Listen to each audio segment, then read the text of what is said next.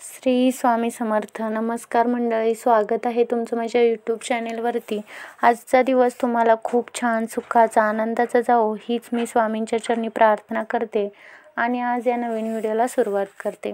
तर आज आपण या व्हिडिओमध्ये उद्या असणाऱ्या ललिता पंचमीबद्दल सविस्तर माहिती बघणार आहोत.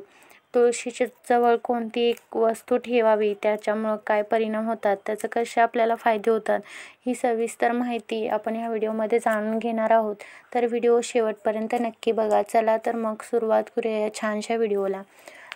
ललिता पंचमीच्या दिवशी देवी ललिता त्रिपुर सुंदरीचं पूजन केल्याने सौंदर्य, समृद्धी आणि आध्यात्मिक प्रगती प्राप्त होते असं मानलं जातं.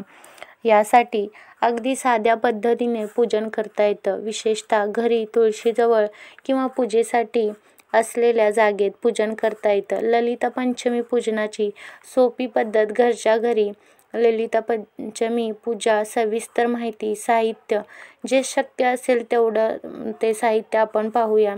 म्हणजे की आपल्या घरी जे असतं तेवढंच आपण साहित्य पाहूया. तर तुळशी वृंदावन असल्यास किंवा पूजेसाठी स्वच्छ जागा निवडा. लाल वस्त्र किंवा लाल आसन घ्या. देवी ललितेचा फोटो नसला तर चित्र घ्या किंवा श्रीयंत्र असल्यास श्रीयंत्र घ्या.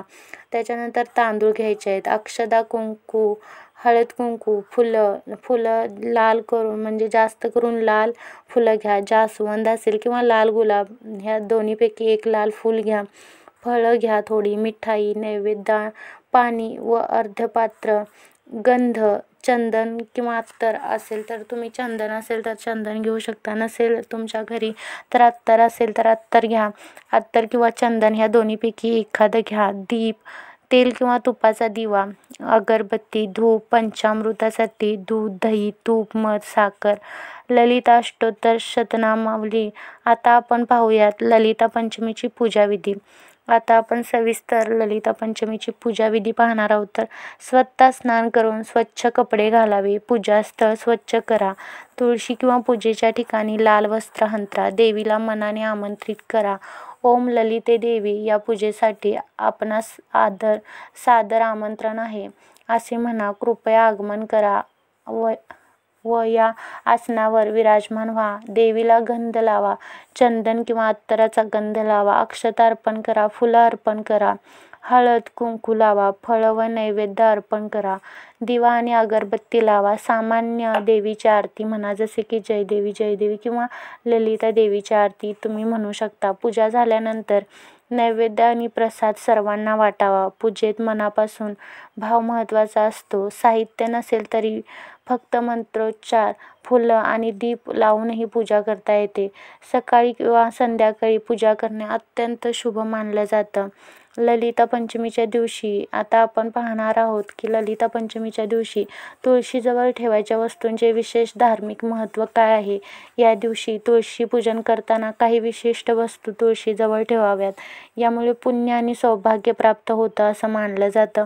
त्याचप्रमाणे यामुळं मुलांच्या आणि पतीच्या प्रगतीसाठी हे खूप लाभदायक ठरतं. घरात आपल्याला दारिद्र्य असेल किंवा घरात पैसा अडचणी येत असतील तर त्याही दूर होतात असं मानलं जातं.